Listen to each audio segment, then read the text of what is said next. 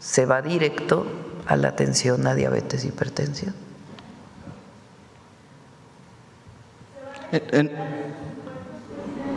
¿Perdón? Gracias. En otros temas, Sí. Presidenta, quisiera preguntarle sobre qué opina usted sobre esta iniciativa de ley antimemes que está proponiendo un legislador de Morena. ¿Cuál es su opinión al respecto? ¿De cuál, perdón? Ley antimemes.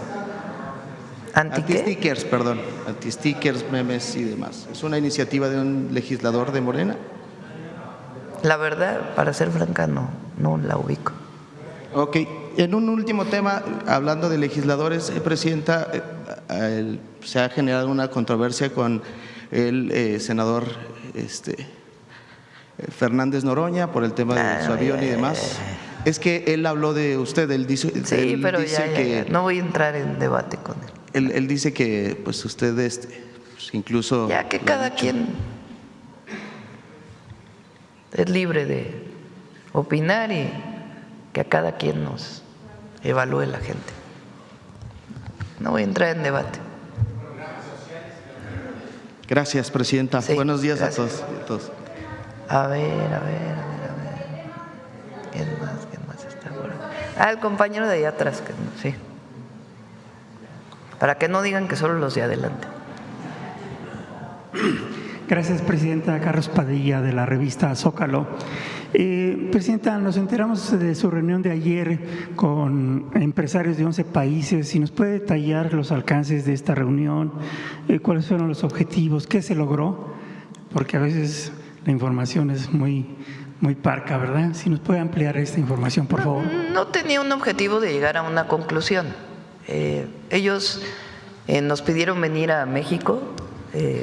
Está pues el administrador, digamos el CEO, como se dice en inglés, de uno de los fondos más importantes, el presidente o responsable ahora del Foro Económico Mundial y varios empresarios que se reúnen muchas veces en Davos y solicitaron reuniones en México y que fueran secretarios a platicar cuál es el Plan México. Y me preguntaron si podía darles una plática sobre el Plan México y así fue. Hicimos una presentación de las principales fortalezas de la economía de México, lo que es el Plan México, por qué estamos planteando los objetivos, cómo vemos el país hacia adelante, nuestra perspectiva de la relación con Estados Unidos y con Canadá y con todos los países del mundo. Y después algunos secretarios también hicieron algunas presentaciones, pero no tenían el objetivo de llegar a un acuerdo, sino sencillamente a solicitud de ellos que querían venir a México a conocer nuestros planteamientos y cómo estamos viendo las cosas y qué oportunidades de inversión hay en nuestro país, pues se dio esta reunión. ¿A qué atribuye usted el interés de estos empresarios por México? Pues México está de moda, aquí en el mundo entero.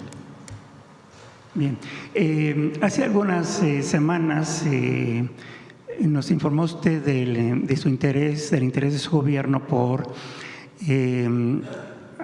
realizar alguna reforma, incluso constitucional, para terminar o acotar las elevadísimas pensiones que reciben algunas personas pensionadas de la Comisión Federal de Electricidad y de Pemex. ¿Cómo va eso? Ya la vamos a presentar pronto. Se está revisando todas las cuestiones legales relacionadas con lo laboral, pero ya está prácticamente la propuesta, la están revisando todos los secretarios que tienen que ver con este tema y sí la vamos a presentar.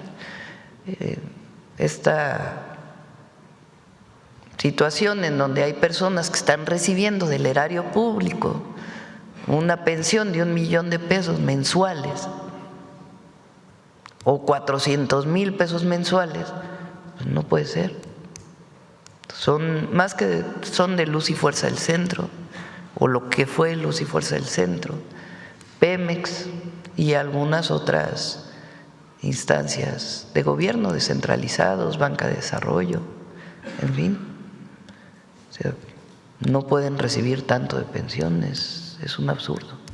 Entonces, por ley no se puede, precisamente por lo que platicábamos hace un tiempo, de que no puede haber, no se puede hacer una ley que afecte a tiempo atrás. Tiene que haber una reforma constitucional que lo establezca. Y por eso estamos planteando la reforma. ¿Nos podría adelantar algunos detalles? Porque cada mes estas personas se están robando a la nación, Presidenta. Sí, ya yo creo que de esta semana, hacia finales de octubre, la presentaría. Bien, gracias. Bien. A ver, ¿quién más? A ver, el compañero para que nos diga. Gracias, Presidenta. Primero, qué bueno que ya le informaron acerca de la declaración de la fiscal, Sí. de la procuradora fiscal. No se había mentido sobre el tema. La procuradora dice que fueron reportados. No es estimación, no menciona al diputado, dice fueron reportados. Supongo que es la Secretaría de Hacienda quien los reporta, o las aduanas. A ver, ella lo que me comentó ayer que hablé con ella, que vi el video que se subió, me dijo que se refería a lo que había declarado el diputado. No hay un dato de Secretaría de Hacienda oficial de cuánto recurso significa el contrabando de combustible. No existe a la fecha. ¿Por qué no existe? Precisamente porque tenemos que cuadrar toda la información. Entonces, hasta que no esté cuadrada toda la información, pues no podríamos decir en estas fechas se estima que hubo tanto y a la fecha cuánto se estima que hay. Ella habló acerca de 16,000 millones querellados, es decir, que ya estaban denunciados y se estaba buscando. Eso sí. ¿Nos podría ampliar esa información? Sí, ¿lo tienen ustedes de lo que está en denuncia penal sobre contrabando de combustible?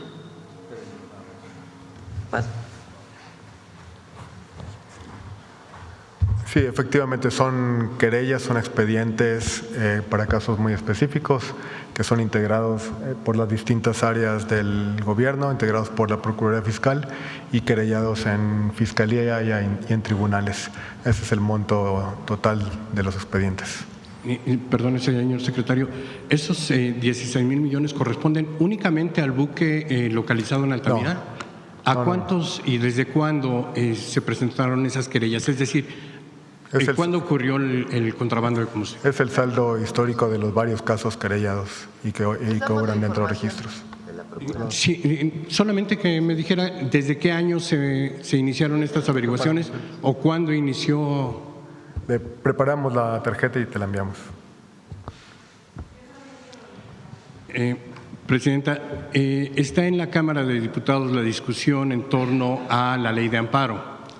Esta ley de amparo que, bueno, fue controvertida o muy discutida por un artículo transitorio que introdujeron de último minuto los senadores.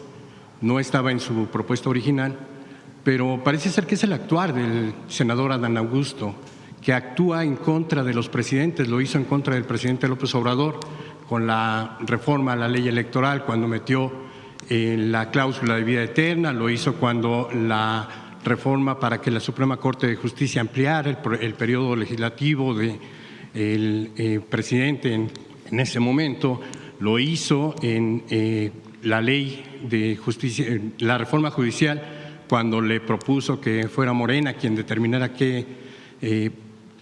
quiénes podían o no participar, y que usted se opuso porque no era pues esa la intención o el espíritu de la ley.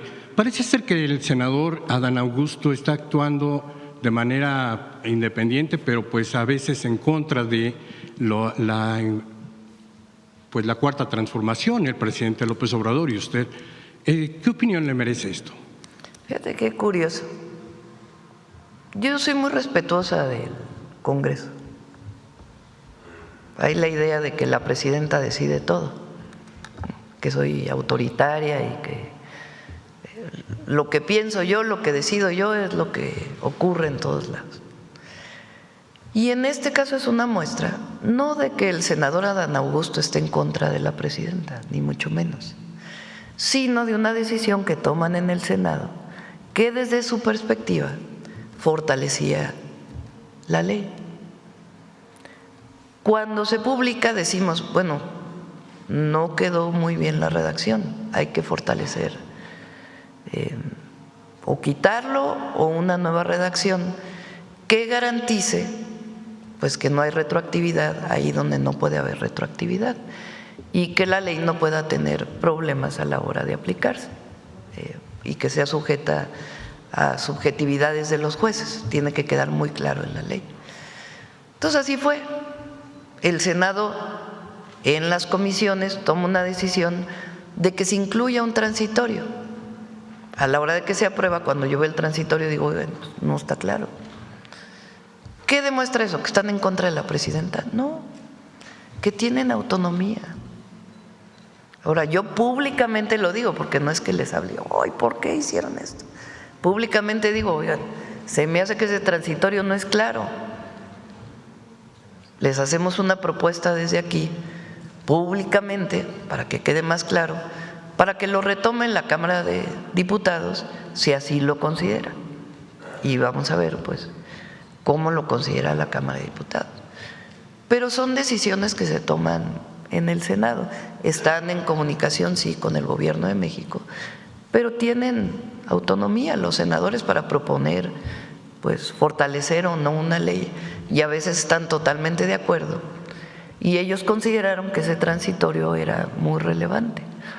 Y de acuerdo con lo que me han comentado los abogados, es relevante en el sentido de que, de acuerdo con decisiones que ha tomado la Corte, hay partes de la ley que siguen los nuevos procedimientos o hay partes de los juicios que van a seguir los nuevos procedimientos y otros que tienen que quedarse con los procedimientos anteriores.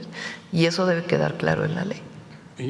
La pregunta, Presidenta, no es si usted los gobierna o los manda. Entiendo la división de poderes en el Estado mexicano, pero entiendo también que la Presidencia de la República, al menos en esta última fase de la historia moderna, es la conducción del país, la conducción hacia un proyecto que ustedes impulsan. Ese proyecto ha sido criticado severamente por medidas que se consideran autoritarias. Esas medidas autoritarias ni siquiera vienen dictadas en esta iniciativa. A ver, ¿cuáles medidas autoritarias? Por ejemplo, esta medida de hacer retroactiva la ley para tratar de sancionar a ciertos empresarios. Esto no es el espíritu de lo que ustedes dicen representar. Pero si tú hablas con los senadores y la propuesta que hizo aquí el ministro Saldívar, el sentido que tenía este transitorio, dicho por los propios senadores, es que hay una parte, de acuerdo con jurisprudencias de la propia Corte y la Corte, digamos, los ministros de la Corte de antes, que establecen que en ciertos procedimientos ya se siguen las nuevas leyes, la nueva ley, y en otros deben seguir las anteriores. Entonces, ese era el objetivo del transitorio, no castigar a un empresario o ser autoritario. Lo que pasa es que la redacción, desde nuestro punto de vista, no es clara y debe quedar completamente claro para que no haya subjetividades. Pero no tiene que ver con el autoritarismo de un senador u otro, sino con una consideración jurídica que debía quedar en la ley. Al no quedar claro, pues es mejor que se redacte nuevamente. Ajá. Esto también porque, de acuerdo con los criterios de la antigua Suprema Corte de Justicia de la Nación, estarían o tendrían prioridad los derechos humanos, los derechos de las personas. Eso es un criterio que se adoptó desde 2011 hasta ahora, pero con esta medida pues se estaba violentando. Usted ha hecho correctamente la definición, no corresponde a lo que tiene que ser. Pero bueno, quiero avanzar en el tema y quiero preguntarle, esta decisión pues de someterlo a un parlamento abierto, ¿no es muy apresurado? 2 días el fin de semana, no se va a escuchar a la gente si hacen parlamentos abiertos, si no lo escuchan. En 2 días y en fin de semana, ¿no recomendaría usted que tomaran un poco más de tiempo o por qué la prisa? Hay una nueva Corte Y la reforma al Poder Judicial constitucional no solamente establece que jueces, magistrados, ministros, juezas, magistradas, ministras, sean electos por el pueblo o elegidos por el pueblo, sino que también establece que deben recortarse los tiempos para la impartición de justicia. Ya está en la Constitución. ¿Qué tiene que ocurrir para que la Constitución se cumpla?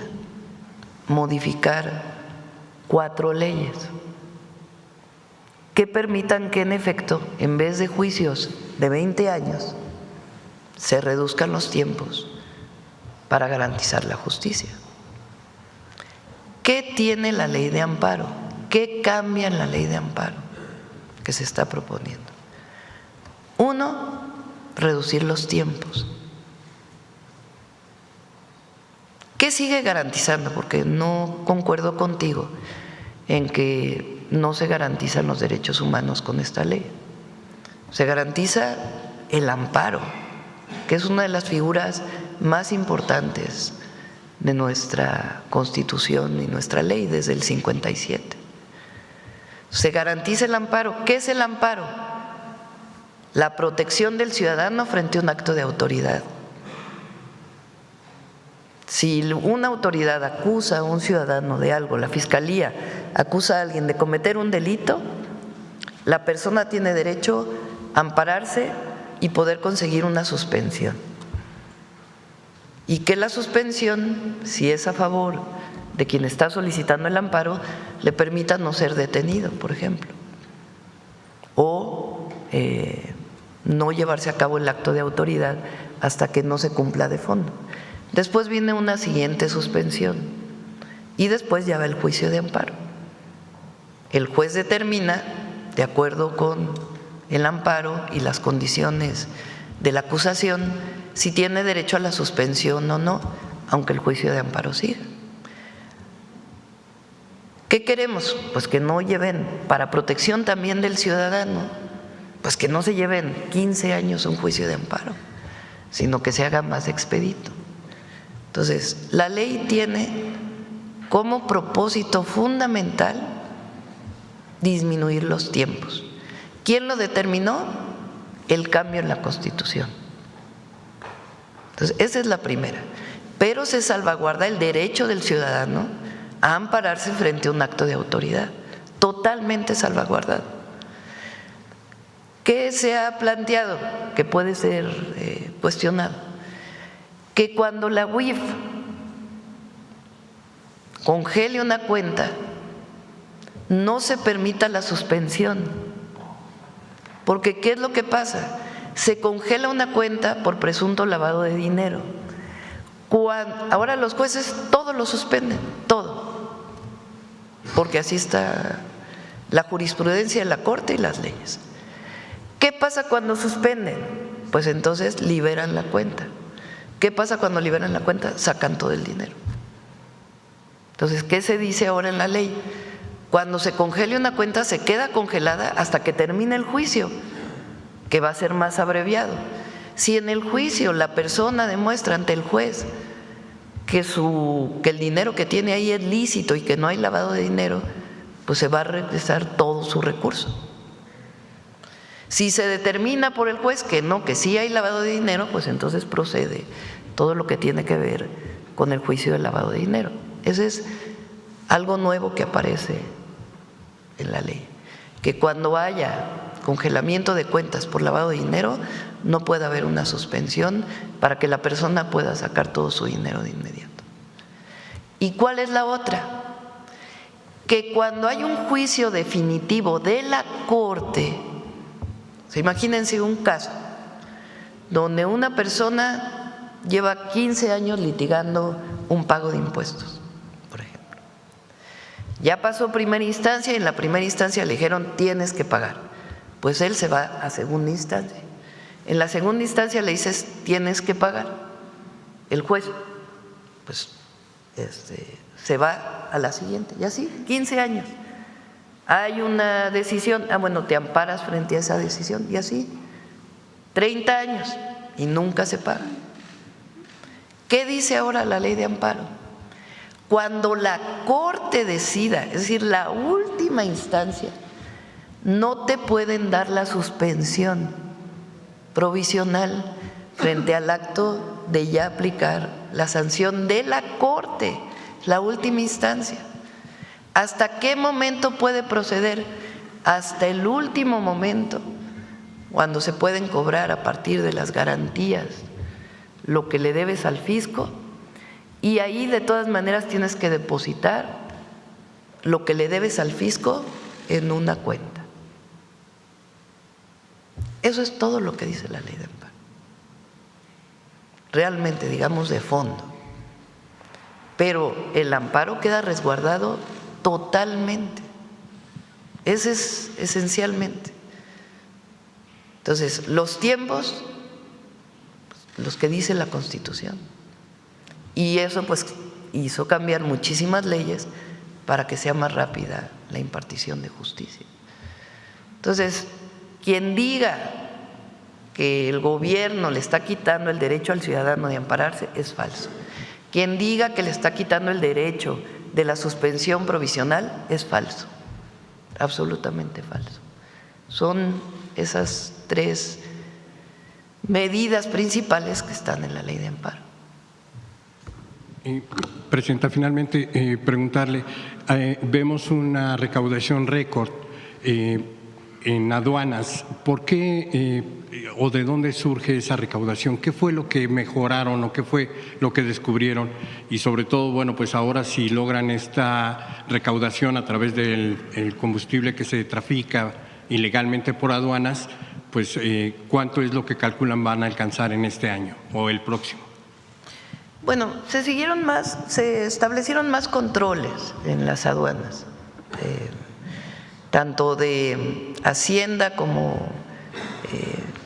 de la propia Agencia de Transformación Digital, que hoy permite que toda la tecnología que está en aduanas opere mejor. Casos, por ejemplo, como los famosos semáforos que conocemos, de que si pasas aduana y está en verde pasas y está en rojo, se aumentó el porcentaje de revisiones. Antes creo que era 8% y ahora es 15% o algo así. Eso pues ayuda en el caso de que haya una ilegalidad, pues se pueda atender. Y algunas otras medidas de control se están instalando, rayos X que se habían comprado en la administración pasada y todavía no se instalaban porque no habían llegado, y distintas medidas. Y la otra pues es que yo decidí, ahora lo hago cada mes y medio, cada 2 meses, tengo reunión con todos los directores de aduanas y revisamos aduana por aduana si aumentaron los pedimentos, si disminuyeron, si hay más recaudación, si hay menos, por qué, y eso pues ayuda a tener mayores controles. ¿La tarjeta de hoy mismo? Hoy o mañana más tardar. Sí. Sobre el tema, a ver, la compañera. Y luego tú casi no has preguntado. Buenos días, presidenta. Yaret Arcinega, de Revista Fortuna. Si nos permite una pregunta para el secretario.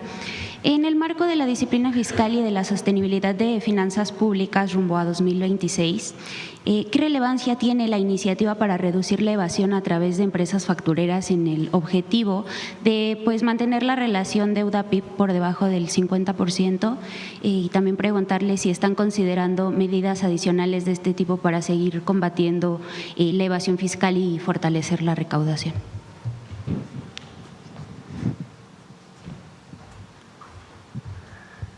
Empezaría por mencionar que la senda del cociente deuda-PIB es completamente sustentable, ha sido reconocido recientemente por calificadoras, por analistas. Los mercados han reaccionado de manera bastante favorable a la presentación del paquete económico y sus proyecciones. Tenemos el tipo de cambio por abajo de 18.40, las tasas de interés han bajado tanto en moneda nacional como en moneda extranjera. Creo que todo eso denota una confianza en las proyecciones de corto y mediano plazo para el país. El Servicio de Administración Tributaria, la Subsecretaría de Ingresos, la Agencia Aduanal tienen pues todo un paquete de estrategias y de tácticas y de herramientas. La lucha contra la elusión y la evasión es una de ellas, un componente muy importante, como mencionaba el jefe del SAT, es justamente de que estos contribuyentes que eluden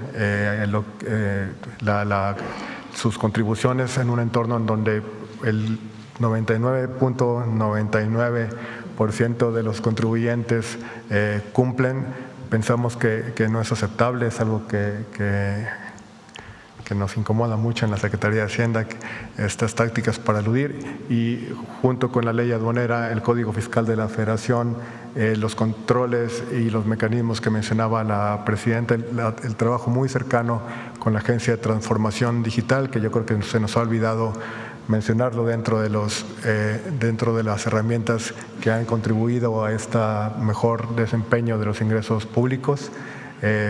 Justamente la propuesta que ponemos en el Código Fiscal de la Federación va en ese sentido, ¿no? De establecer un piso parejo para todos los contribuyentes y evitar que aquellos que no cumplen con sus obligaciones lo hagan de manera puntual, sino, como mencionaba el jefe del SAT y el subsecretario de Ingresos, está también pues el menú de sanciones correspondientes.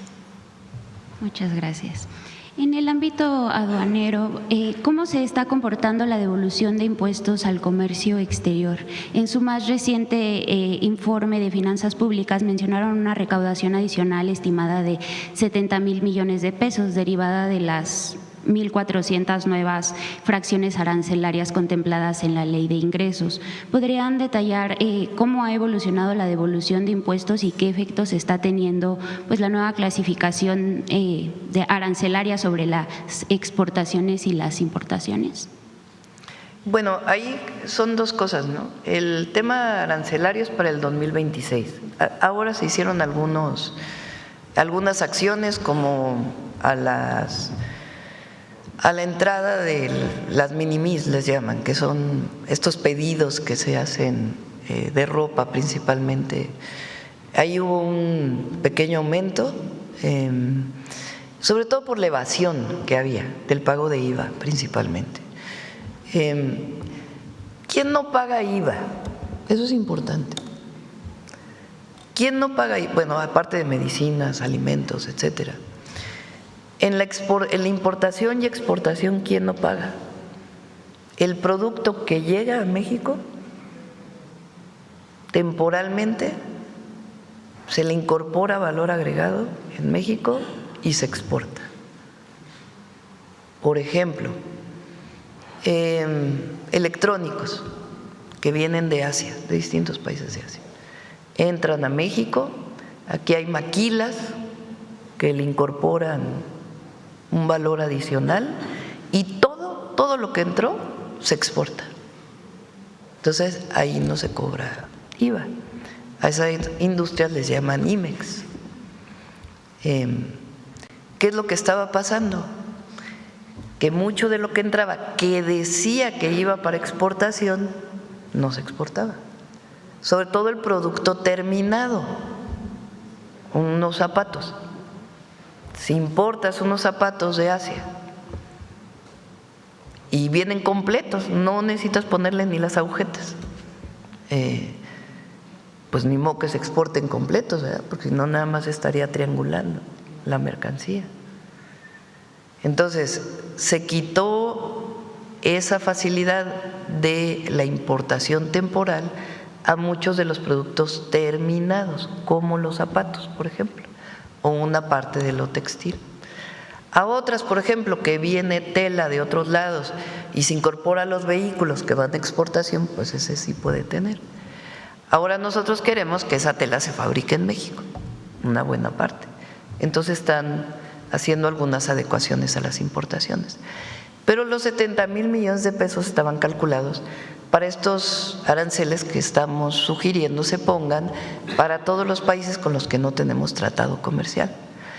Dado que en particular China, pero no solo, planteó que no está de acuerdo y que sería bueno tener una mesa de trabajo, estamos teniendo esas mesas con distintos países para ver si adecuamos esto que presentamos al Congreso para su aprobación durante este año.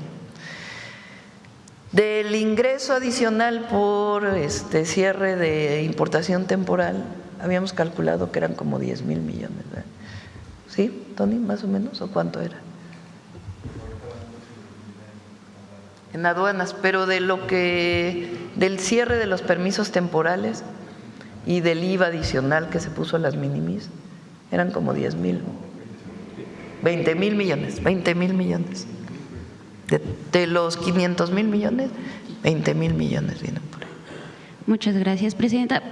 Presidenta, en Estados Unidos se enfrentan ya varios días de suspensión de actividades no esenciales por falta de acuerdo sobre su presupuesto. Un escenario similar ocurrió en 2019 bajo la administración también del presidente Donald Trump. A diferencia de eso, México presenta un presupuesto con déficit bajo control y un gasto social cercano al 3% del PIB, que busca garantizar pues, la prestación oportuna de servicios públicos. ¿Qué mensaje envía esto a los mercados y a los socios comerciales, especialmente frente a las críticas de que la inversión pública es insuficiente para detonar crecimiento y que la inversión privada se mantiene por debajo del 20% del PIB? Bueno, México, ¿por qué no platicas? Estimamos el cierre de la deuda respecto al PIB, etcétera, el déficit. Como se presentó en el paquete económico, se presenta el paquete económico al Congreso para el siguiente año, pero también se presenta una actualización de las proyecciones de cierre del 2025. Como mencionamos aquí en algunas ocasiones anteriores en la conferencia, debido al esfuerzo que estamos haciendo para apoyar a Petróleos Mexicanos, que creo que ha rendido frutos adecuados, hemos tenido Fitch, eso nos faltó también, digamos, comunicarlo. Fitch ya tiene a Petróleos Mexicanos un escalón abajo de grado de inversión. Eso es gracias a la estrategia de la presidenta de apoyar las finanzas de la empresa. Ese esfuerzo, junto con la modulación, digamos, de la trayectoria de gasto ante los eventos de la economía en Estados Unidos, hizo que lleváramos la proyección original de 4% a 4.3% del Producto Interno Bruto. Eso nos va a dar una relación deuda-PIB de 52.3 al cierre del trimestre, lo cual se compara muy favorablemente. A ver, los datos del FMI, en promedio, la relación deuda-PIB está arriba de 80% del Producto Interno Bruto. Entonces tenemos una proyección muy cómoda, digamos, respecto del promedio de los países de desarrollo similar, y eso creo que se refleja en un buen comportamiento de los indicadores macrofinancieros, tipo de cambio, tasas de interés. Vale la pena recordar las tasas tanto de Petróleos Mexicanos como de Comisión Federal de Electricidad, como de la Banca de Desarrollo y del país, del gobierno federal, se han movido hacia abajo de manera muy importante en los últimos 3 meses. Entonces creo que es un mensaje de que la conducción del país está mandando un mensaje de confianza a mercados e inversionistas en general. Muchas gracias. En esa misma línea, ¿qué resultados se esperan del presupuesto de egresos de 2026 en términos de rentabilidad presupuestaria y de eficiencia económica de los recursos destinados a infraestructura y programas sociales? El año que entra, ayer justo o antier lo estábamos viendo, la inversión estimada por presupuesto federal y estatales el próximo año, aunque obviamente se tienen que aprobar los presupuestos de los estados, es de 2.5% del PIB. Un punto del PIB son como 300 este año son como 380,000 millones de pesos. El año que entra esperamos una inversión un poquito mayor, pero por ahí, 2.5, 2.6 del PIB. Los programas de bienestar el año que entra representan más o menos lo mismo, 2.5, o sea, juntos son 5% del PIB, que son recursos que entran directo a la economía, sin contabilizar las compras públicas, que es otra parte muy importante.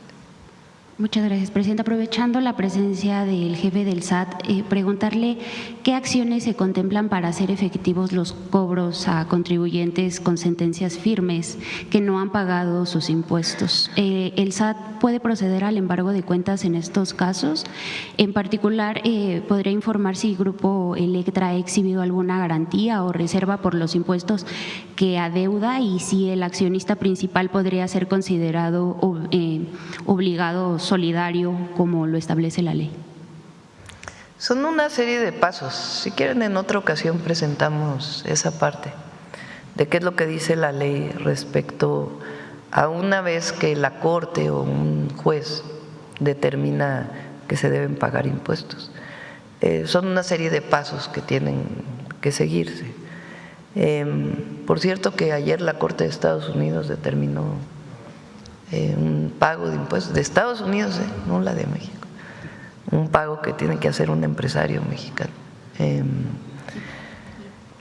Entonces, en otra ocasión, si quieren, ya que avance un poco más, presentamos qué tiene que hacer o sea, qué está en la ley para que una persona, una vez que haya una sentencia firme, garantice que debe pagar el impuesto que estableció el juez. Ya por último, Presidenta, ayer se dio a conocer la lista de candidaturas a presidir la Comisión de Derechos Humanos de la Ciudad de México. Sin embargo, algunos participantes han cuestionado la transparencia del proceso, ya que de 28 aspirantes solo avanzaron 8. Entre ellos personas cuya trayectoria no cumplía plenamente con los requisitos en materia de defensa de derechos humanos, incluyendo a Dolores González, hermana de la gobernadora de Morelos. ¿Tiene información sobre este proceso y qué acciones podrían tomarse para garantizar la transparencia e imparcialidad en la designación de quien dirigiría pues una institución tan importante? Pues es el Congreso de la ciudad, ¿no?, quien tiene que explicar. Se lo dejamos al Congreso de la ciudad. Muchas gracias, Presidenta. Bueno, vamos. La compañera atrás. Claudia Reina, de aguaquemada.mx, del portal de Monterrey y el noreste, www.lostubos.com, y de la revista cultural postdata.com. Sobre el tema, Presidenta, ¿cuáles son sus políticas públicas para abatir la economía informal? ¿Cuál es la tendencia? ¿Sube o baja la población ocupada en esta economía? ¿Existe una subdeclaración de ingresos por parte de profesionistas y pequeños negocios? ¿Las grandes corporaciones siguen usando paraísos fiscales? Vamos a presentar una propuesta de mayor digitalización de los pagos en el país, en general de la economía. Eso, por ejemplo, Brasil lo tiene India y ha sido muy favorable para sus economías. Entonces, lo está trabajando Secretaría de Hacienda y lo vamos a presentar muy pronto, de avanzar en los pagos digitales, que se utilice menos el efectivo. Eso no solo ayuda en seguridad, sino que da mucha facilidad a las personas. Eso ayuda también pues a fortalecer la economía, lo que se llama la economía formal. Ahora hay que decir que las personas cuando compran pues pagan IVA, ¿no? Eso, pues eso son todas las personas, ¿verdad?, que compran cualquier bien. Pero la digitalización nos va a ayudar mucho y ya vamos a presentar una propuesta sobre ello. ¿Por qué no explicas con más detalle el tema de las factureras, Tony? Porque es muy importante.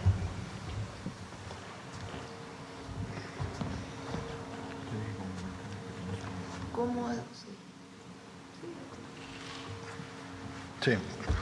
Del tema que comenta de pequeñas y medianas empresas, existe el RECICO, que es el régimen simplificado de confianza. Hemos tenido una muy buena aceptación en ese régimen fiscal, porque la tasa es directa al ingreso, son ingresos hasta 3.5 millones de pesos y la tasa hasta el 2%.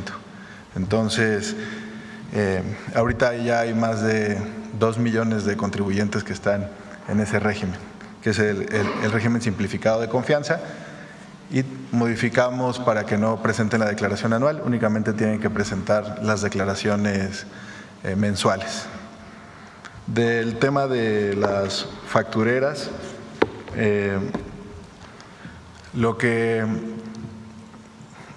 ¿por qué existen las factureras? Para no pagar el impuesto sobre la renta principalmente y para acreditar el IVA. El impuesto sobre la renta propio se calcula disminuyendo el ingreso menos los gastos. Entonces necesitas tener gastos pues para que puedas disminuir tu ingreso. Entonces las empresas venden servicios inexistentes y esos servicios inexistentes lo que hacen, las que las adquieren, es: yo tengo 10 pesos de ingreso, pero pues voy a tener 10 pesos de gasto, entonces no voy a pagar impuesto. O a lo mejor voy a tener 10 pesos de ingreso y tengo 12 pesos de gasto, tengo una pérdida fiscal. Entonces, ha hecho daño a la hacienda pública y es por eso que ahora se está modificando, se modifica el artículo 19 de la Constitución y ahora el Código Fiscal. Lo que presentamos también sobre las empresas que se da de un mismo día. Anteriormente se estaba dando la inscripción al Registro Federal de Contribuyentes y la firma electrónica el mismo día. Entonces llegaba un testaferro a una oficina del SAT, daba su comprobante de domicilio, su acta constitutiva de la empresa, le dábamos la firma electrónica y empezaba a facturar. Y ya después de meses o un año después nos dábamos cuenta de que pues, la empresa no tiene domicilio y la empresa no existe. Ahora por eso se está haciendo en procesos distintos. Entonces estos procesos es primero, pues la persona física lleva su comprobante, le damos su RFC, que con el RFC no se puede facturar, y hasta que traiga un comprobante de domicilio a nombre de la empresa y que nosotros podamos verificar que la empresa realmente existe, pues entonces se le va a dar la firma. Es una medida muy importante que va a evitar que se propaguen las factureras. Y de las factureras se tienen dos estrategias: la estrategia contra el facturero que vende y la estrategia contra pues, la persona que las está consumiendo. Entonces, hemos enviado toda esta información de carácter penal en su momento tanto a la Procuraduría Fiscal como a la Fiscalía General de la República por defraudación fiscal y por compra y venta de facturas falsas. Gracias.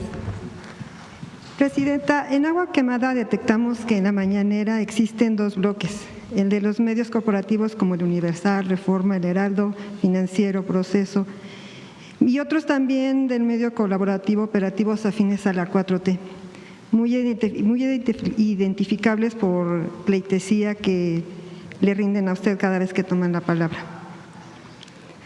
Hay una minoría segregada en la mañanera, a pesar de que asisten todos los días a este ejercicio de libertad de expresión, pero ni participan en la rotación para las primeras filas ni les conceden la palabra.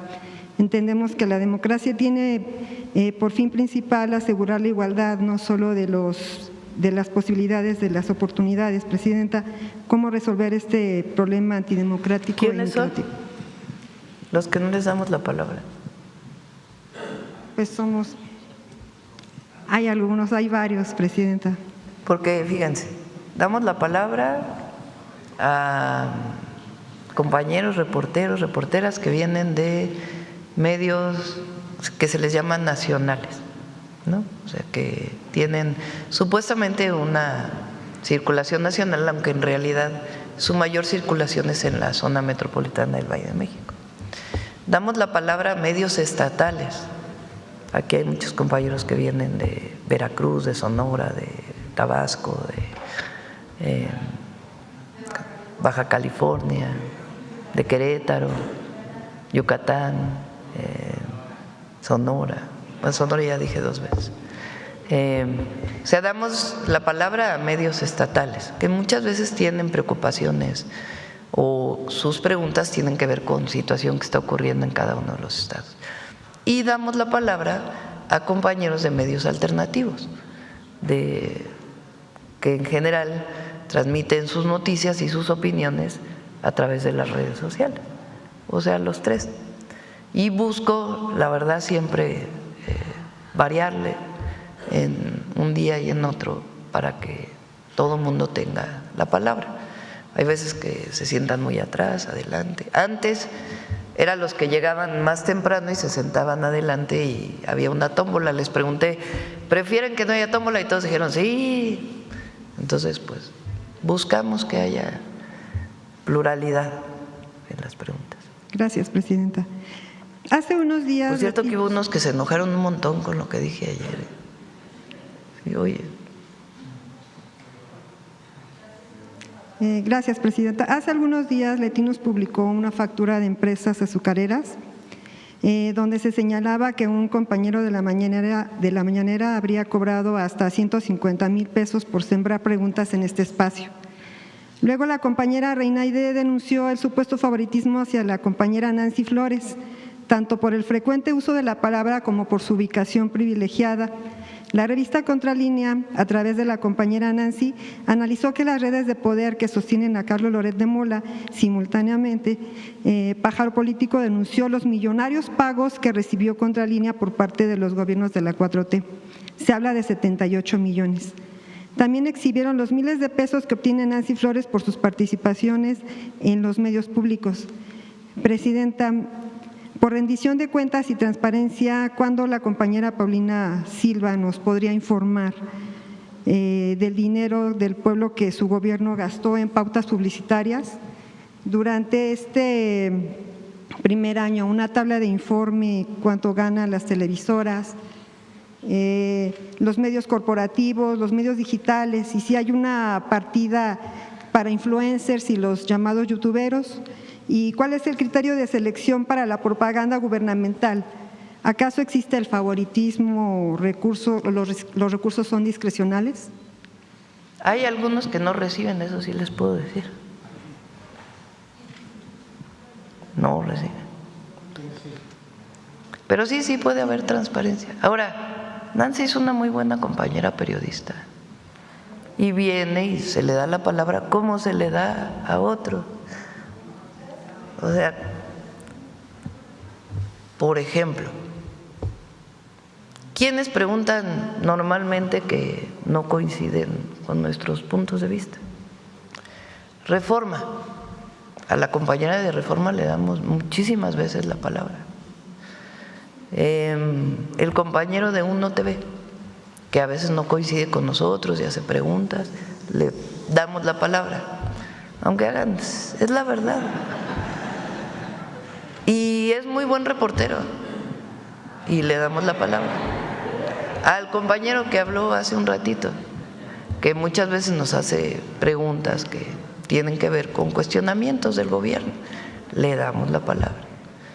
A Nancy le damos la palabra. A la compañera de la revista Fortuna, que siempre hace preguntas relacionadas con temas financieros principalmente, le damos la palabra. Al compañero de Sonora que anda por ahí, le damos la palabra. A la compañera de Sonora y otros medios le damos la palabra. A Reina, que se ha vuelto muy famosa en la mañanera, también le damos la palabra.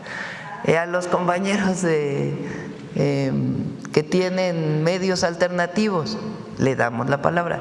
A los medios públicos, le damos la palabra. O sea, díganme, ¿a quién no le hemos dado la palabra? Pues… Aquí, bueno, a ti sí te hemos dado la palabra, hoy no, pero sí te hemos dado la palabra. O sea, ¿quién que haya venido a la mañanera no se le ha permitido hablar? A nadie. Todos tienen derecho a preguntar, a nadie se le corta que tome media hora, que tome 10 minutos, que tome 5, que tome 3. A nadie se le dice, oye, ya compañero, ya llevas mucho tiempo hablando. Entonces sí, hay transparencia, pero también tienen que reconocer que a todos se les da la palabra. Quien pregunta, quien solicita, proceso, que muchas veces pregunta temas sobre el gobierno que no está de acuerdo con nosotros, o temas que pudieran generar preguntas que no se ven normalmente aquí en la mañanera, se le da la palabra. A todas y todos se les da la palabra, y a todas y a todos se les contesta. Si hay un tema que por alguna razón queda pendiente, lo anotamos y se trae a la mañanera. Si hay un dato que no tenemos en el momento, pues se informa, sea a todos o en particular al reportero o a la reportera. Entonces, así que digan qué parcialidad hay, pues no, la verdad. Y tampoco creo, porque hay compañeros de los medios alternativos que nos cuestionan mucho temas, mucho. No es que los medios alternativos o los que transmiten en redes sociales, como dices tú, que nos rinden pleitesía, no es cierto. Muchos nos hacen preguntas importantes. Por ejemplo, Serrano, ¿cómo se llama el que estuvo ayer aquí? Vicente, a él le interesan mucho los temas de los mexicanos en Estados Unidos y nos pregunta por qué no se ha hecho esto, por qué no se ha hecho aquello. No es que hable siempre a favor del gobierno.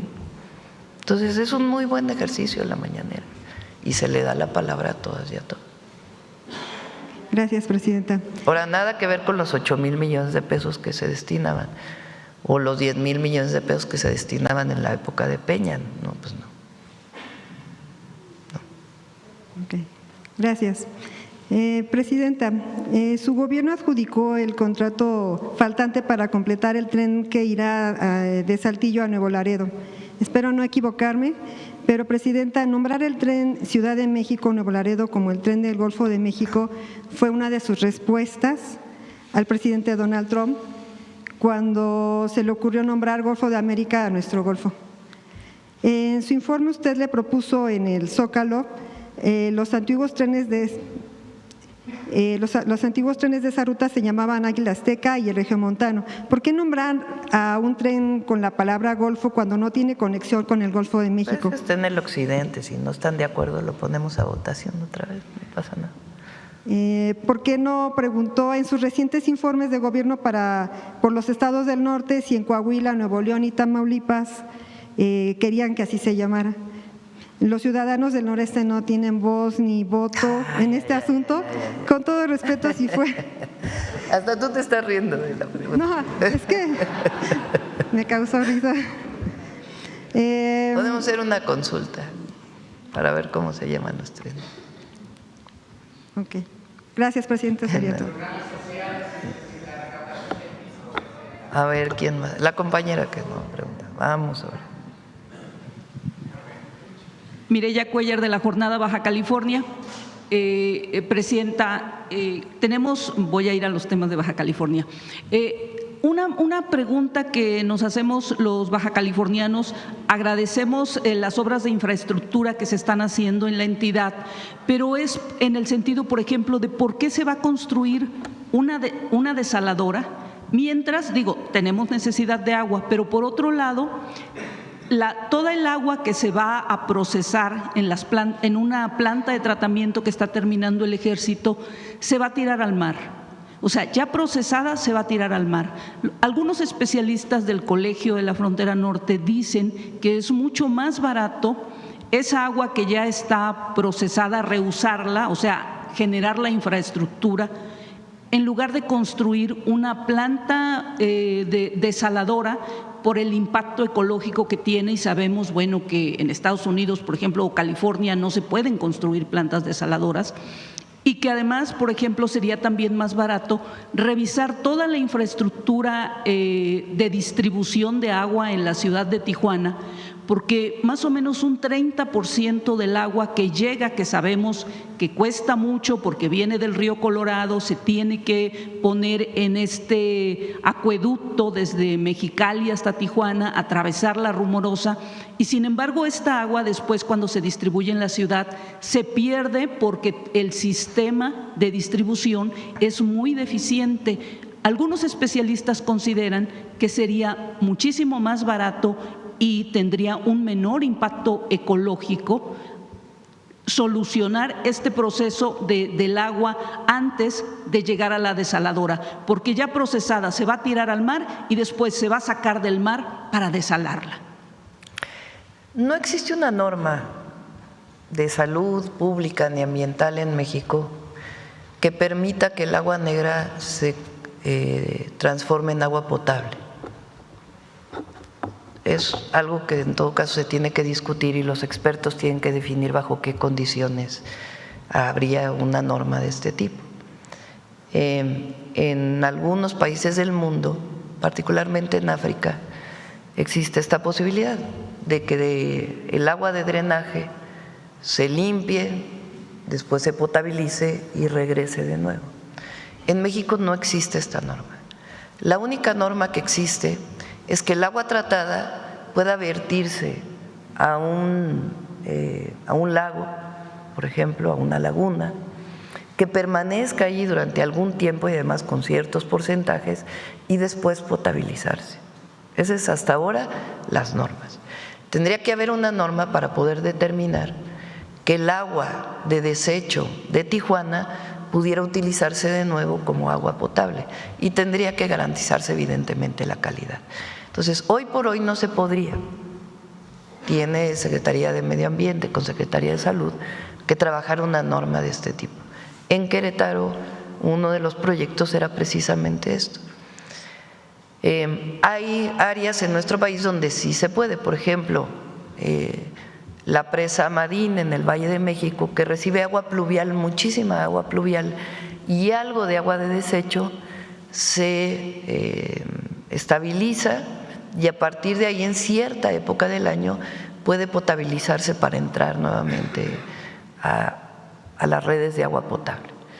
Entonces, eso es lo primero. Lo segundo, hay un estudio muy detallado de que en efecto, aun cuando se mejorara la situación de fugas en Tijuana y Rosarito, de todas maneras hace falta más agua por el crecimiento de la población. Tijuana hoy es creo que es si no es el municipio con mayor número de habitantes, son 3 los de mayor número de habitantes. Iztapalapa en la Ciudad de México, que es alcaldía, Ecatepec en el Estado de México y Tijuana, son los 3 municipios con más habitantes en el país. Tijuana por lo menos tiene los habitantes de 18 y más años, o sea, tiene más habitantes de 18 y más años. Tijuana es el municipio donde más votantes hay de todo el país. Entonces ha crecido mucho Tijuana y toda su zona metropolitana y requiere en el estimado, además de mayor crecimiento de este municipio, que se requiere más agua. Entonces el estudio de la desaladora y las condiciones en que tiene que darse por su impacto ambiental que pudiera ocasionar se están revisando por la Secretaría de Medio Ambiente y se considera que es una opción viable porque de todas maneras se requiere más agua. Hay otra desaladora que está en Los Cabos, en Baja California Sur, que se está construyendo pues por necesidad de este municipio que también está creciendo de manera muy importante.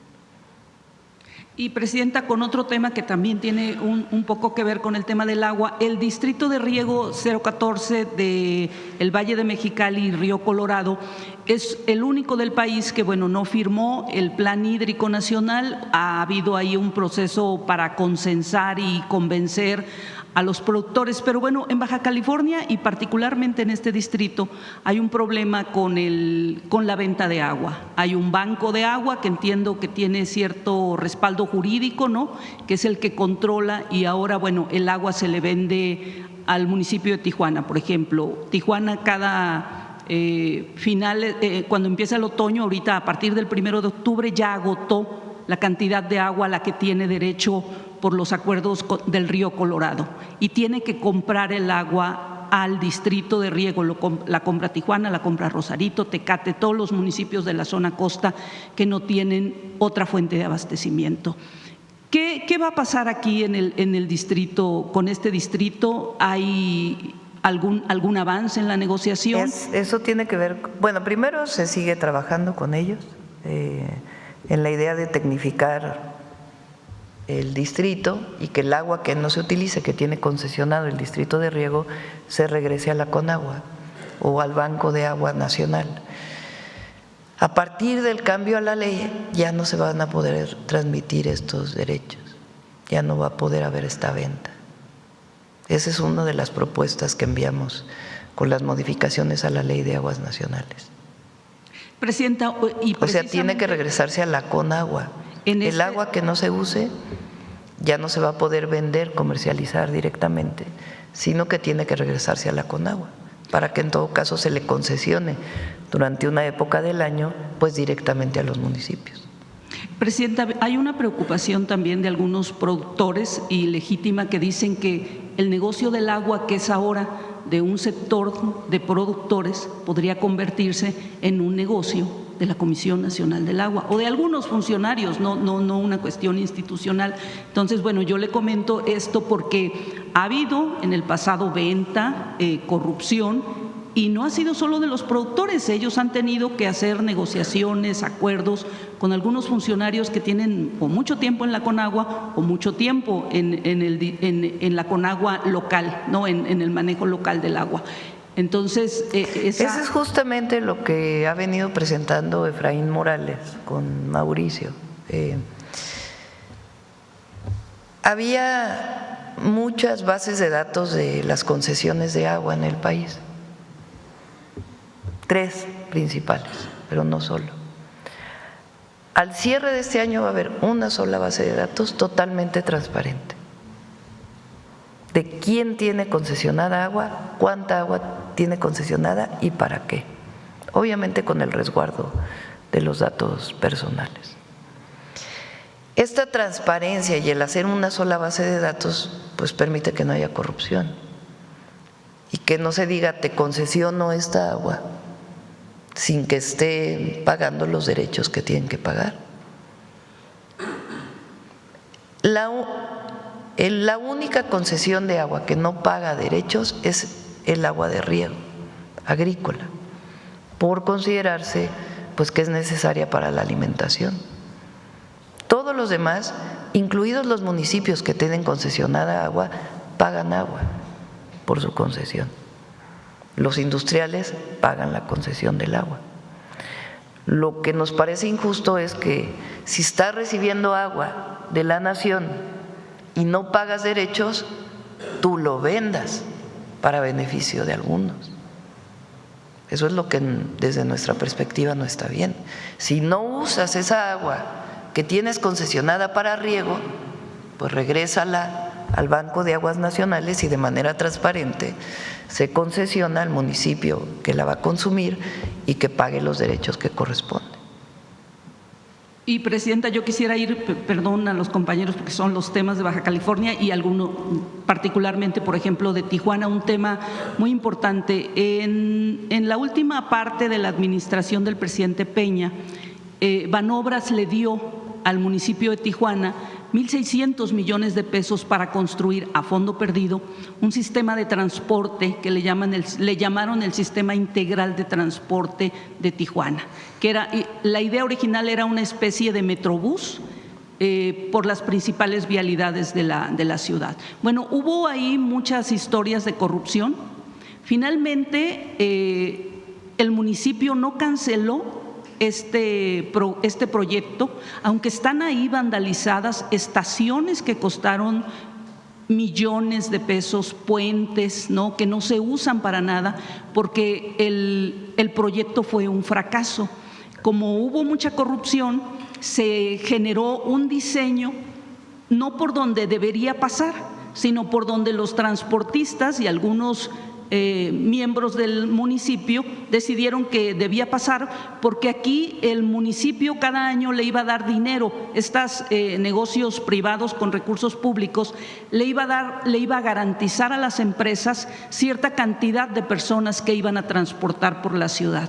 Yo sé que usted no puede tener aquí todos los datos de qué pasa con Banobras y todo esto, pero los gobiernos subsecuentes, o sea, el último priista fue el municipal priista fue el que firmó los acuerdos con Banobras. Después vinieron gobiernos del PAN y ahora hemos tenido 2 gobiernos de Morena. Nadie sabe qué hacer con toda la infraestructura que se está echando a perder en Tijuana del sistema de transporte, pero ningún presidente municipal ha querido tomar una resolución sobre ese proyecto porque lo que dice la legislación es que el municipio tendría que haber devuelto los 1.600 millones de pesos que Banobras le dio para ese proyecto a fondo perdido, pero los tendría que regresar si la obra no llegaba a su fin.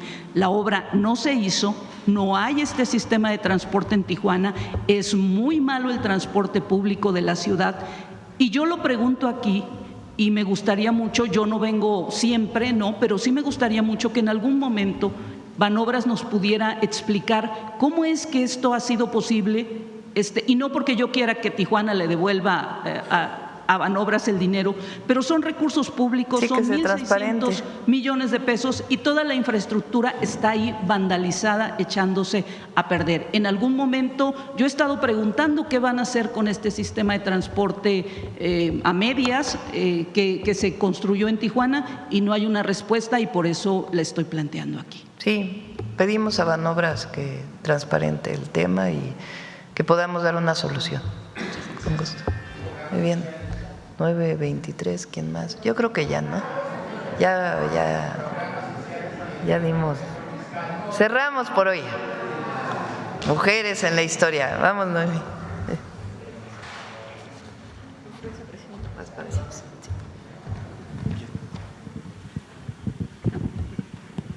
Muy buenos días a todas y a todos. La cápsula de hoy la vamos a dedicar a la heroína de Pátzcuaro. Esta es el monumento que se ubica en la plaza de Pátzcuaro. ¿Saben de quién hablamos? Gertrudis. Una de las que salieron en el grito. Exactamente. En la arenga del pasado 15 de septiembre escuchamos a Josefa Ortiz Telles Girón, a Leona Vicario, a Gertrudis Bocanegra y a Manuela Molina, la capitana. Gertrudis Bocanegra, conocida como la heroína de Pátzcuaro, porque fue el espacio donde un 11 de octubre, es decir, en un par de días, fue pasada por las armas. Conozcamos su historia.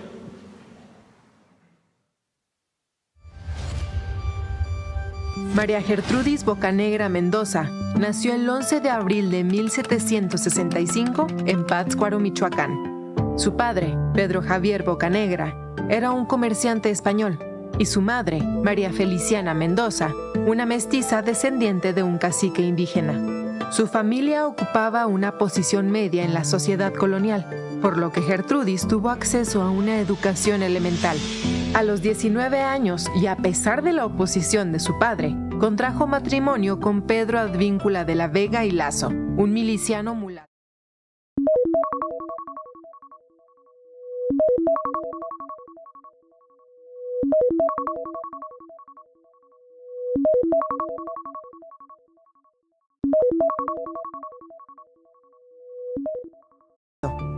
En 1810, cuando estalló la Guerra de Independencia, la familia de Gertrudis apoyó de inmediato la causa insurgente. Una de sus hijas se casó con un coronel insurgente y Gertrudis convenció a su esposo y a uno de sus hijos, de 17 años, de sumarse a las fuerzas rebeldes de Michoacán. Sin embargo, ambos morirían en la batalla de Puente de Calderón, en la que Miguel Hidalgo fue derrotado el 17 de enero de 1811. A pesar de la gran pérdida familiar, Gertrudis continuó apoyando la lucha por la independencia junto con sus hijas. Durante un tiempo colaboró entre Pátzcuaro y Tacámbaro como espía, mensajera y reclutadora de tropas. Más adelante se asentó en Pátzcuaro y desde allí mantuvo su apoyo a la insurgencia por años a través de la recolección de dinero y armas. la recopilación de información y haciendo labor de convencimiento a favor de la causa.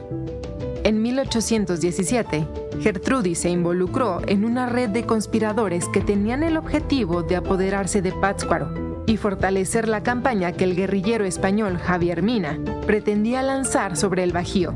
Los involucrados en el proyecto intentaron convencer a soldados realistas de cambiar de bando y sustraer armas de los almacenes del gobierno. Gertrudis fue detenida en una de esas acciones y sometida a interrogatorio. A pesar de la presión y las amenazas, se negó a delatar a sus cómplices. Fue sentenciada a muerte por apoyar a la independencia, sedición y conspirar contra la autoridad del rey. El 11 de octubre de 1817, a los 52 años de edad, Gertrudis Bocanegra fue fusilada al pie de un fresno en el centro de Pátzcuaro. De acuerdo con algunos testimonios, antes de morir pronunció un discurso en el que alentaba a continuar la lucha por la independencia y a rebelarse contra las injusticias del régimen colonial. En 1823, el Congreso Constituyente reconoció el papel trascendental de Gertrudis Bocanegra y de sus hijas en la lucha por la independencia, otorgándoles una pensión, decisión que fue ratificada por el gobierno de Guadalupe Victoria. Gertrudis, la heroína de Pátzcuaro, así como muchas otras mujeres que se sumaron a la causa insurgente, no alcanzó a ver a su nación libre. Sin embargo, todas sus acciones fueron fundamentales para el posterior triunfo de la independencia de México. Es muy importante mencionar, por ejemplo, en el caso de estas mujeres, 4 mujeres que se arengaron el pasado 15 de septiembre, Josefa Ortiz y Leona Vicario, los castigos eran la retención de sus bienes o las reclusiones en conventos o en las llamadas casas de recogidas. Manuela Molina, la capitana, murió a causa de las heridas generadas en guerra, pero hubo mujeres como Gertrudis Bocanegra, Carmen Camacho, que fueron pasadas por las armas y además de todo fueron eventos públicos a manera de escarmiento para el resto de las mujeres. Es decir, también estamos hablando pues de una violencia física simbólica donde le decía a las mujeres, este va a ser tu destino si sigues en la insurgencia. Recordemos que en el caso de Carmen Camacho además se le colgó este cartelón anunciando su delito, que según su juicio decía, por adicción a la insurgencia. Por adicta a la insurgencia también era una manera pues de mostrar el destino de las mujeres que se incorporaban a la condición de ser mujer. Recordemos que también las atraviesa otras condiciones, como ser indígenas, afrodescendientes, migrantes, y los destinos determinaban mucho pues su condición social en ese momento. Y bueno, en el caso de mujeres como Gertrudis o de la propia Carmen Camacho, pues esta condición social no las libró de ser pasada por las armas, de castigos físicos en algunos casos, y bueno, muchas veces también en la historia en el olvido, pero eso es lo que estamos reivindicando cada jueves. Muchas gracias. Gracias, buen día.